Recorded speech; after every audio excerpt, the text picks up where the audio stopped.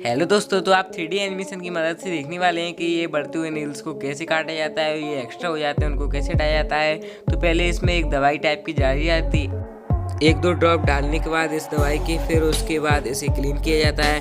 फिर इसके अंदर कुछ लगा दिया जाता है, लाइक कॉटन लग रहा है। फिर उसके बाद इसके नाखून क्लीन किए जाते हैं। तो इंस्ट्रूमेंट की मदद से एकदम क्लीन करने के बाद और ये एक्स्ट्रा नाखून उसको निकाल दिया जाता है। फिर एकदम और एक ब्रश टाइप के उससे क्लीन किए जाते हैं। फिर कुछ टाइम बाद एकदम वाइट नाखून हो जाते हैं। फिर उसके बाद इन पर नील पॉलिश कर दी जाती है। तो फाइनल लुक देखने से पहले अगर आप कहते हैं अपनी माँ से प्यार तो करें इस वीडियो को लाइक और चैनल को सब्सक्राइब और कमेंट में आई लव माँ लिख दें। तो ये कुछ हमारा फाइनल लुक एकदम नाखून अच्छे हो चुके हैं।